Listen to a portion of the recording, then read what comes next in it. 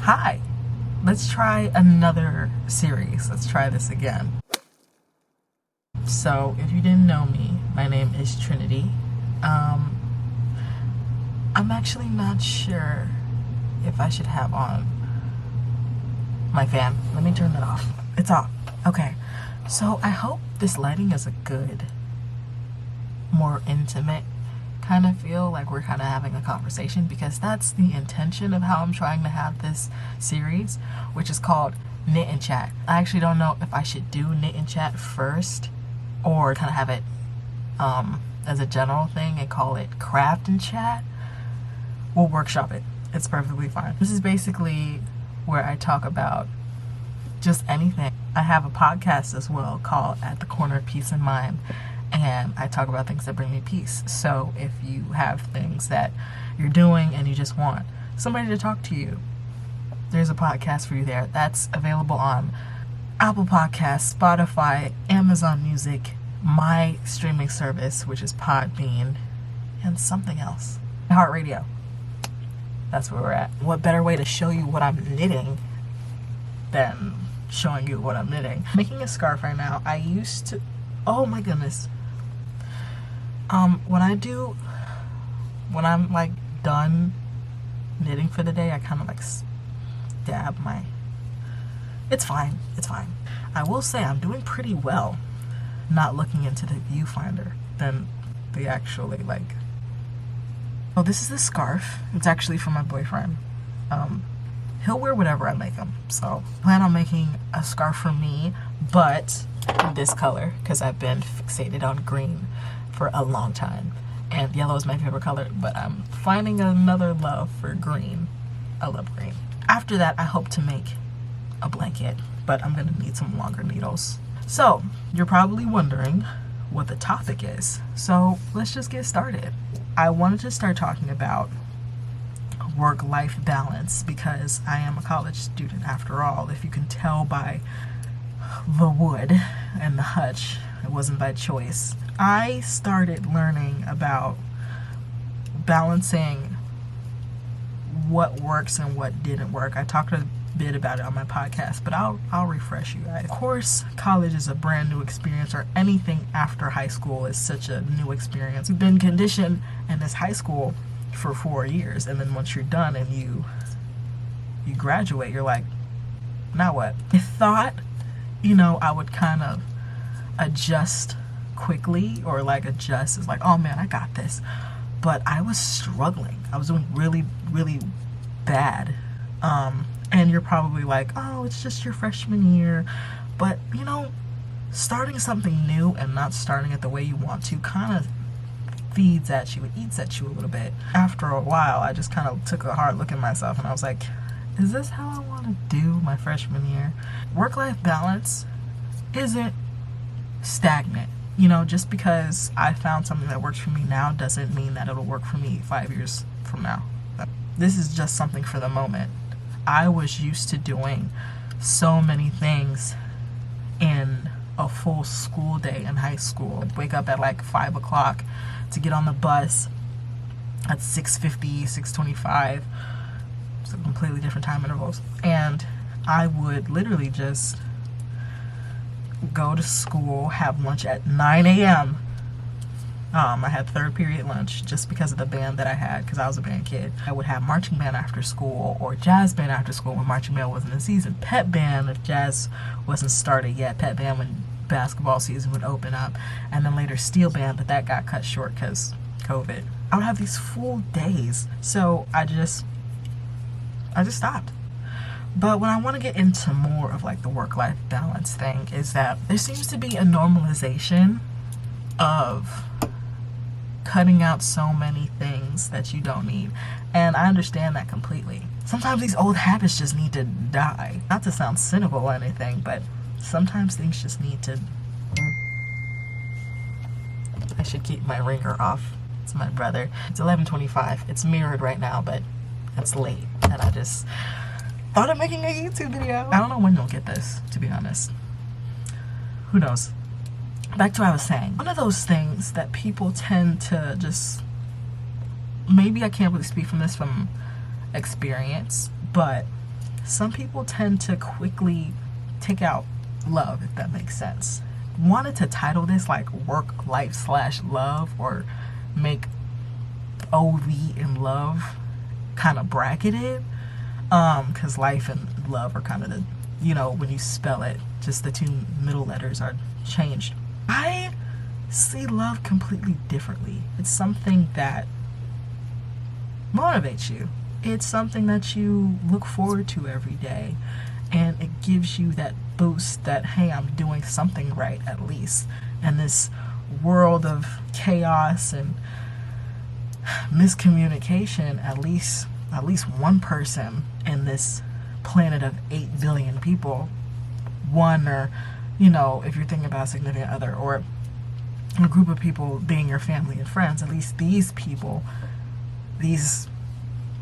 that I've been assigned to, if that makes sense, like born into, love me unconditionally, at least I have that to call my own. I think it's just from the movies and all the TV shows I've watched when I was younger growing up. Why are people so quick to end something that was really good for something finite? So I'm in this class called World Religions right now, and it's teaching me a lot about other cultures and other beliefs, because I want to be a creative director. I'm an advertising major, by the way. I feel like in order for me to work with a lot of people, I should know a good chunk of people's beliefs, because not everyone has the same beliefs as me. And plus, I needed another humanities course. So along with Paul Tillich, we learned about this Austrian psychiatrist named Viktor Frankl.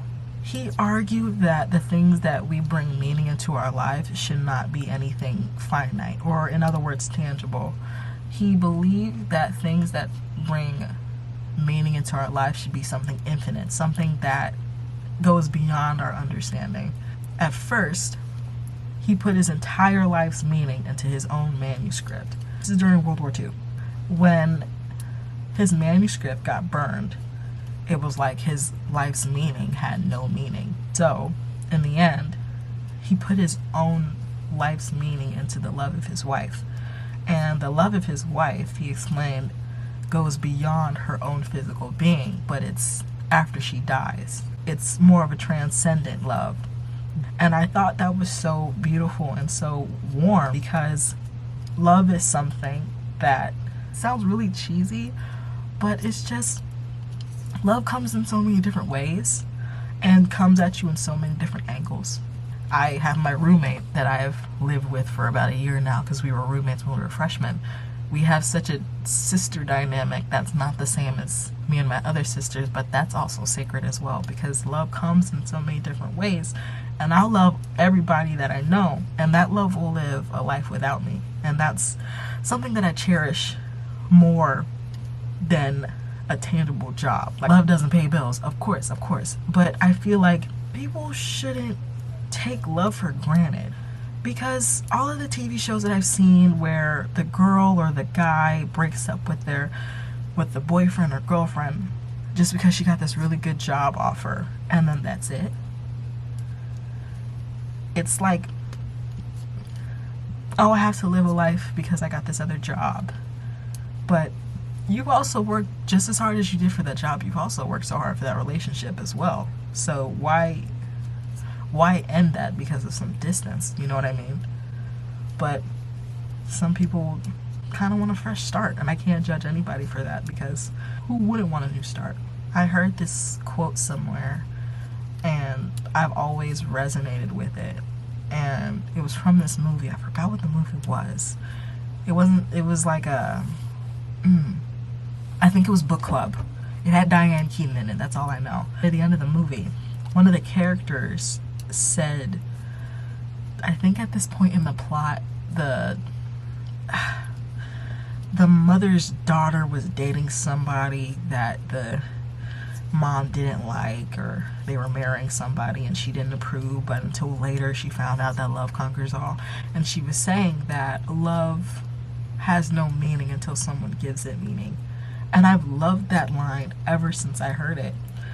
And when I think about how Frankl put his whole meaning into what used to be a stranger, I feel like it just gives me more purpose of why I'm here. I really feel like I was put on this earth just to make people happy and just to give some comfort to some people out there that don't really have any comfort in their lives as much. Whether it be this video or my podcast or just having a conversation with me on social media, I like to be open to anybody who wants to feel like they're being heard. And I will continue to do that for as long as I live. I want to try to recommend books or, works of art that kind of correlate with what we're talking about. And I think I have the right book that I want to recommend. The 7 Husbands of Evelyn Hugo. Now, if you have me on any social media, I love this book so much.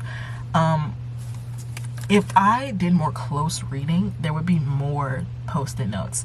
But from how I was just reading this book and just really diving into the book and not, stopping and finding a post-it note, there would have been more.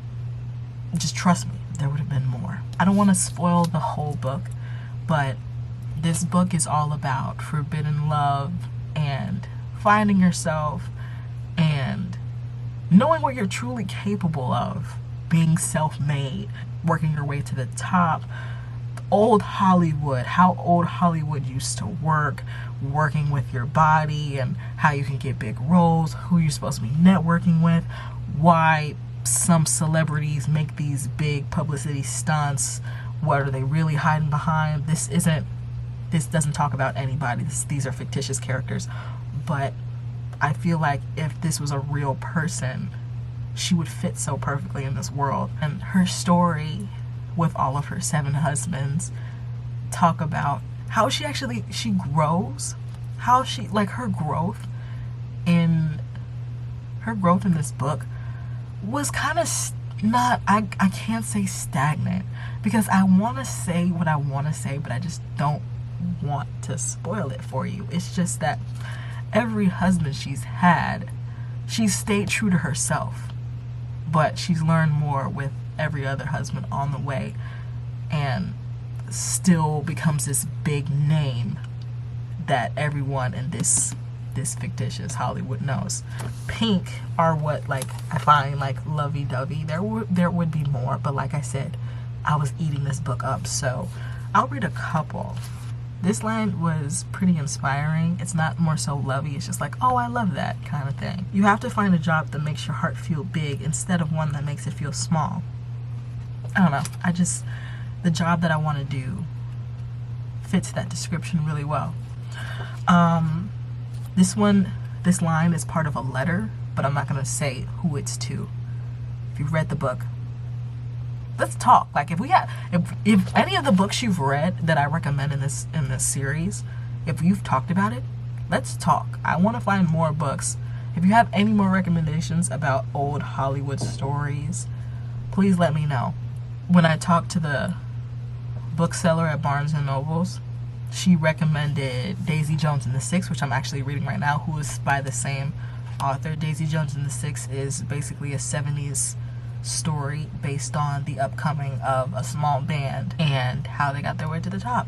And the writing in the story is completely different than how it is in Evelyn Hugo, because when you read it, it's like you're reading a documentary transcript, and it's not in a way that's like it gets annoying. It's just like you're reading what these people are actually thinking. If you're watching a documentary and one person is saying like, oh, I hated that book, it was so awful, I can't believe she bought that for me, and the person that bought the book was just like, she loved the book so well, it is just like that. It captures everybody's thoughts at the moment, just as a documentary would, just as a book would, really. It really makes you feel like these characters trust you and they're talking to you and they're trying to get your input on the whole situation, because they're being so blunt and they're being so honest, because it's like, why wouldn't they? You're reading their stories. 2 more lines that I want to read, and I'll end off with a webtoon because I love this webtoon so much. This one was just like an obvious one. I love you more than anything else in the entire world. I just realized that I never read the letter. How I got off topic that fast. I'm sorry. Please never forget that the sun rises and sets with your smile. At least to me it does. You're the only thing on this planet worth worshiping. Last one, and then we'll finish up. You, my Evelyn Hugo, are the talent that powers every movie you are in. You are my muse, and I am your conductor. I am the person who brings out your greatest work. I think that means more than just her cinematic works. Brings out who she is, who she truly is as a person, and not who she makes such a big facade in front of the public eye. So, what I want to talk about is the webtoon that I love oh so much, Lore Olympus. It's basically a retelling of Hades and Persephone. I read so many Hades and Persephone retellings, and if you have any more, I know I have a long list. I have a plethora of lists. There are new recent retellings. Please put them in the comments below, or any other topics you want me to talk about. Just got to this part in the webtoon where Hades and Persephone are finally confessing their love to each other in this retelling. We know in the Greek mythology, Hades and Persephone, she was forced to be the queen of the underworld, and she comes after every, you know what I mean. But this story is different. This story took 4 years to get where I needed this to happen, and it's just I've been reading it since high school. This hopeless romantic high school trinity was just punching the air every time they just didn't get it right when the answer was right in their face. So Lore Olympus and The Seven Husbands of Evelyn Hugo are the recommendations. I hope this brought some comfort to you guys. If, like I said, if you have any other comments or other topics you'd like for me to talk about, or just, you know, surface on, let me know. My podcast, I'll put everything in the description below, and I'll see you guys next time. Cheers!